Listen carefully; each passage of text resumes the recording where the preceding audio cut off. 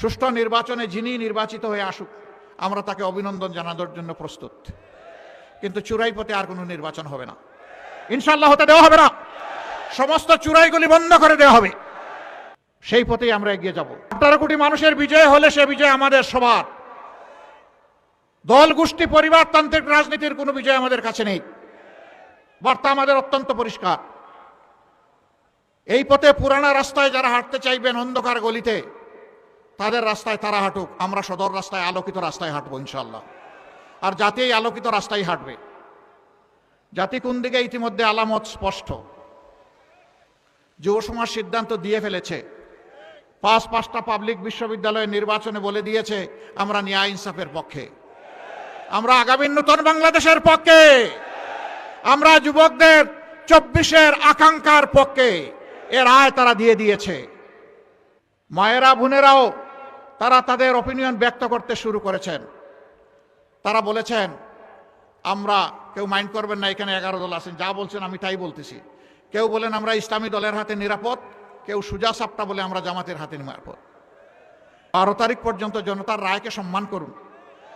সুষ্ঠু নির্বাচনে যিনি নির্বাচিত হয়ে আসুক আমরা তাকে অভিনন্দন জানানোর জন্য প্রস্তুত। কিন্তু চুরাই পথে আর কোনো নির্বাচন হবে না, ইনশাআল্লাহ হতে দেওয়া হবে না। সমস্ত চুরাইগুলি বন্ধ করে দেওয়া হবে, সেই পথেই আমরা এগিয়ে যাব। আমরা চাচ্ছি মানুষ একটু শান্তিতে নিরাপদে থাকবে। কৃষক তার জমিতে ফসল ফলাবে আধুনিক প্রযুক্তি নিয়ে। একজন শ্রমিক তার ন্যায্য পাওনা পাবে শ্রমের, এবং সে একটা মানবিক মর্যাদায় সেখানে কাজ করবে।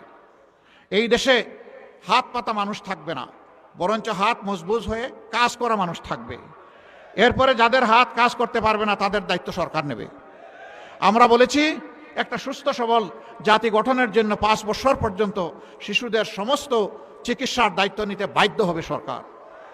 আমরা বলেছি একটা শিশু আর শিক্ষার আলো থেকে বঞ্চিত হবে না। সমস্ত শিশুকে শিক্ষা দিয়ে প্রশিক্ষিত করে দেশ গড়ার একজন কর্মী কারিগর হিসাবে ইনশাল্লাহ তৈরি করা হবে। তারা দেশে বিদেশে যেখানেই সেবা দিবে সেখানে গৌরবের সাথে এবং দক্ষতার সাথে তারা সেবা দেবে। আমরা আর ওই খুঁড়া শিক্ষা ব্যবস্থা চাই না। আমরা এখন দক্ষতা যে শিক্ষা ব্যবস্থা দিতে পারবে আমাদের সন্তানদের হাতে সেটাই তুলে দেব। তার সাথে দিনী এবং নৈতিক শিক্ষা অবশ্যই থাকবে। মানুষ যদি মানবিক মূল্যবোধে গড়ে না উঠে, সে দক্ষ হলে দেশের দক্ষতার সাথেই 12টা বাজাবে। আমরা ওই শিক্ষা চাচ্ছি না। আমরা অবশ্যই মোরাল অ্যান্ড প্রফেশনাল এডুকেশন চাই। তাই আমরা নিশ্চিত করবো ইনশাল্লাহ। হা মানে আজাদি, না মানে গুলামি। আজাদি না গুলামি, আজাদি না গুলামি। ইনশাআল্লাহ সমস্ত জনগণকে, মা বোন সবাইকে সাথে নিয়ে